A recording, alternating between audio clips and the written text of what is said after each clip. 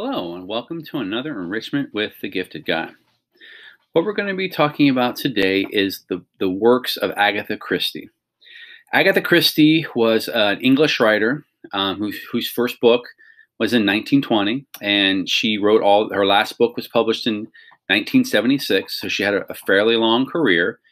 She wrote over 80 novels and short story collections, and her work has sold over 2 billion copies, making her one of the most read authors in the world. And she's called the Queen of Mystery. So what I'm going to be talking about today is the 10 best books that Agatha Christie wrote, in my opinion.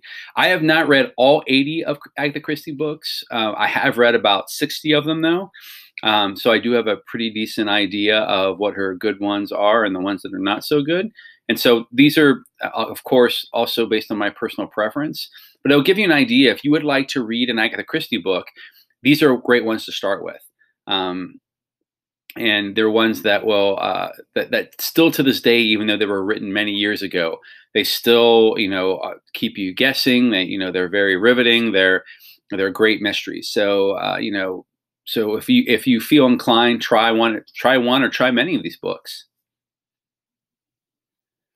So the number 10 book that I will recommend on my list of top 10 would be a short story collection known as Three Blind Mice. Agatha Christie wrote hundreds and hundreds of short stories in addition to her novels, and they would collect these in various collections, and this is one of the best collections. It has stories such as Three Blind Mice, The Case of the Caretaker, 4 and 20 Blackbirds, and they're shorter pieces, but they are still really good, and they still contain a lot of mystery to them, and will keep you guessing. The best one of this bunch is called Three Blind Mice. And Three Blind Mice was actually turned into a play eventually called The Mousetrap, which is one of the longest running plays ever. And the basic premise is that there are members of a guest house who are snowed in, and one of them is a murderer, and they have to try to figure out who the murderer is. And even with a limited amount of suspects, Agatha Christie does a really good job of keep you guessing as to who it could be. The number 9 book that I would recommend is called Crooked House. And Crooked House is a standalone mystery. And what I mean by that is Agatha Christie had 3 or 4 detectives that she often used in her books to solve mysteries. And we'll talk about those as we get to their books. But this one had none of those particular detectives. It was a story about this wealthy family, and the patriarch of the family, this elderly Greek businessman, is found dead. And the detective is called over to try to solve the crime. And there are lots of really good suspects with lots of really good motives. But what Agatha Christie was so good at was, even though you knew that she was trying to trick you, to misdirect you, to fool you, and you're looking for that, she still managed to fool most people on this particular book as to who the killer was. Because there are people who are the most likely suspect, and then there are people who are least likely suspect, and then there are people you wouldn't even consider. And in this case, she chose someone that you normally wouldn't even consider as being the suspect, which is what made it kind of stand out from others, and that the person who committed the crime and for the reason for doing it were not what you would have thought, considering all the other good suspects and motives. My number 8 pick for Agatha Christie book to read would be Hercule Poirot's Christmas.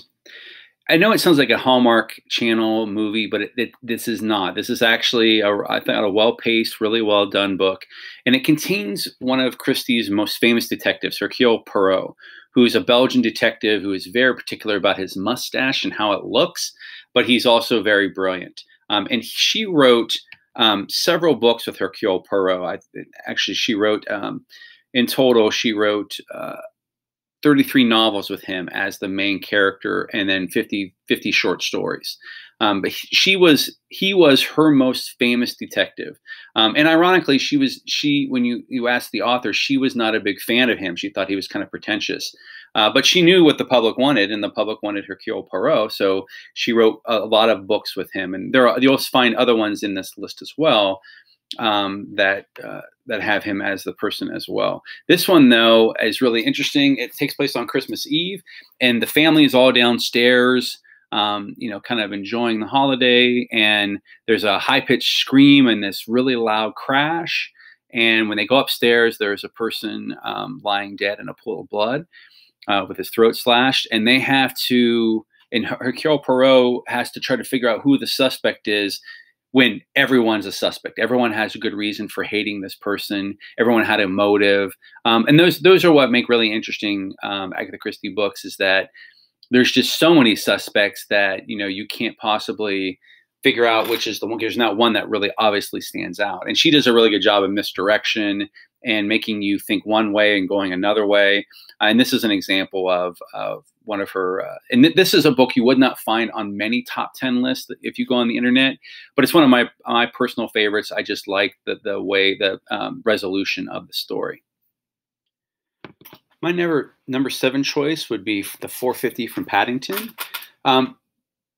Agatha Christie's other famous detective was Miss Marple. She was an elderly woman who, she wasn't a detective so much, but she solved crimes, and they just came across her path. If you ever have seen the show Murder, She Wrote, it's kind of based on Miss Marple, and there is a show on the BBC of Miss Marple. But this was a detective that was more patterned after Christie herself, and so she really liked this character.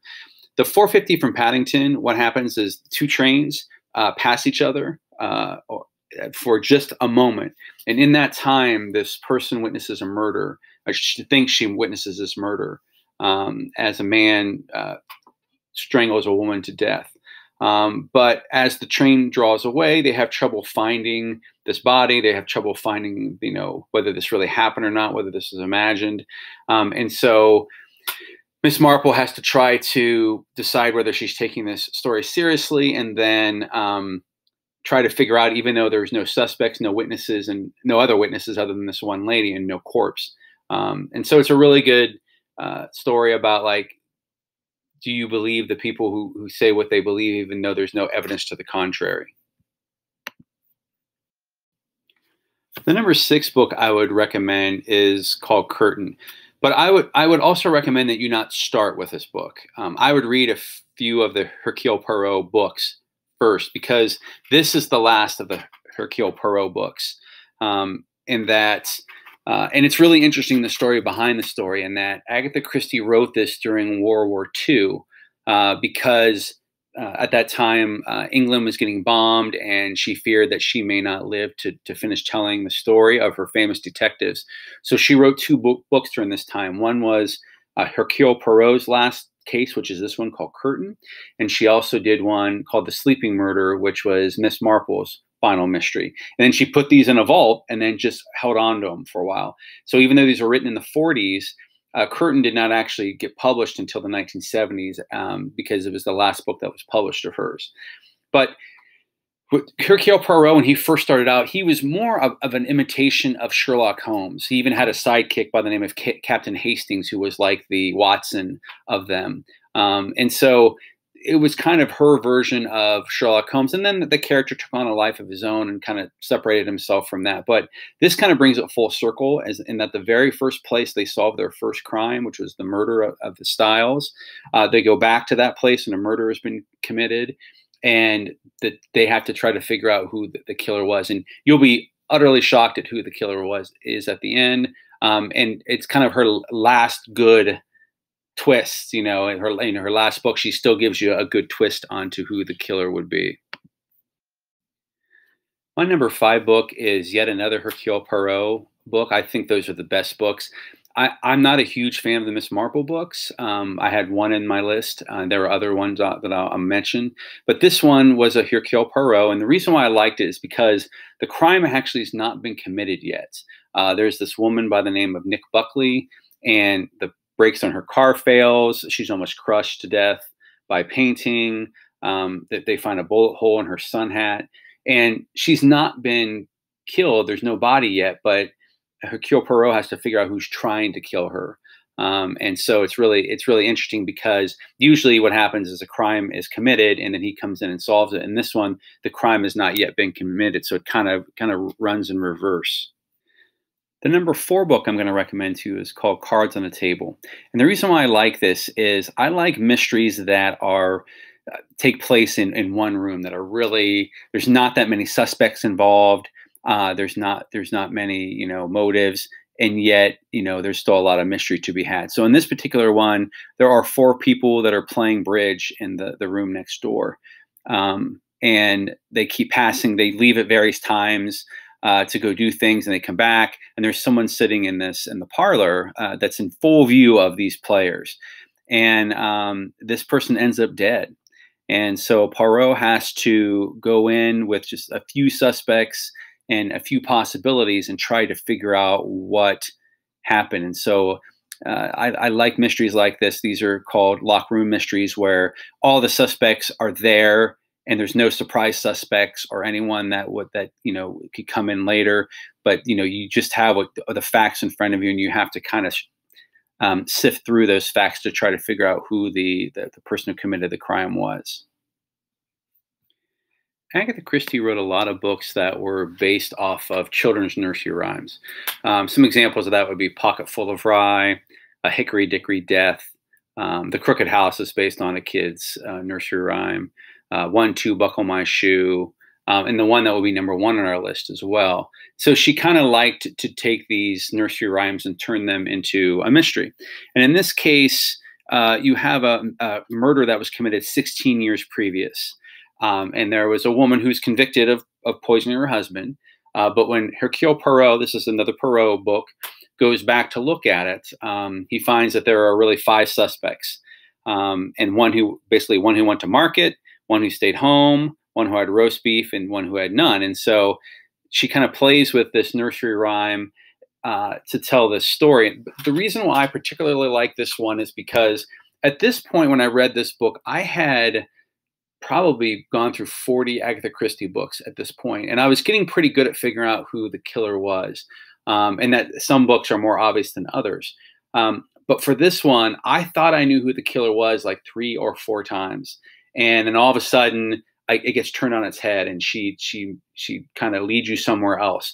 And so I thought this was one of her more masterful storytelling books, where she really gets you going towards something, and even where it's, she's trying to fool you, and you don't fall for it, and you think something else, and still she is fooling you in the long run, which is why this particular book was really good. My number 2 choice of Agatha Christie books that you should read would be yet another Hercule Poirot book called The ABC Murders. And in this one, and nowadays in mystery and television shows and things of that nature, serial killers are a dime a dozen. It seems like every show or mystery has a serial killer of some sort. In this case, this is one of the first books of its kind where it actually had someone who was a serial killer who was killing people based on their names. So it's based on their name and where they're from. So Mrs. Asher from Andover is the first victim. Betty Bernard is the second victim. And then Sir Carmichael Clark from Churchton is the third victim. And so Hercule Poirot knows that the next person would be a D and a D. And so he has to kind of race against time to figure out who is the next victim and who is committing these murders in the first place. And then, of course, as with most Agatha Christie books, nothing is as it seems. You think one thing, and then she does another thing, which again, is what makes her such a skilled writer and such a great mystery writer. So the number 1 book I'm going to recommend you read is called And Then There Were None. Sometimes it can also be found as 10 Little Indians. I'll tell you, there's a little bit of personal history behind this book, and that I read this book when I was in the 6th grade. And I love this book. And I'm not the type of person that reads books multiple times very often, only if they're like really good. And I've read this book at least 5 or 6 times. And the reason why this book is so good, it doesn't have one of her detectives. It's a standalone mystery. But basically the premise is this, is that 10 strangers are kind of delivered to this deserted island that has a mansion on it. And they are all accused of committing a crime, and they are told that they will be killed one by one, according to the nursery rhyme, 10 Little Indians. And so and no one else is on this island. So all the suspects are on this island. They're all trapped on this island together with no way of getting off. And then they have to try to figure out who the killer is. So it's the ultimate kind of trapped in a haunted house for the weekend thriller where and the other thing is that in this one she fooled me badly. Like even going back and rereading it, it's hard to pick up who the killer is. She does such a good job of disguising it, but when she finally does reveal it, it makes perfect sense as to who it was and why they committed the crime. But it just goes to show how talented she was as a writer, and her greatest talent, I think, was being able to fool people. And so when you read her, but that's why I like reading her books so much, because when you read them, they're not real predictable. There are some books that can be kind of predictable, and hers are certainly not predictable. So this is one I would definitely recommend reading. It could be the first book that you read, because it is an excellent book. I'm going to give a couple of honorable mentions of books that appear in a lot of people's top 10 list of Agatha Christie books that it just didn't appear in my top 10 for one reason or another.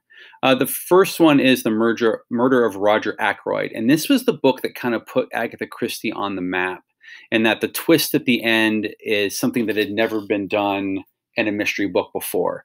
And so it was so shocking that it kind of made her famous. And she had written some books before that, but they were not as popular until this is what kind of made her the best-selling author that she became.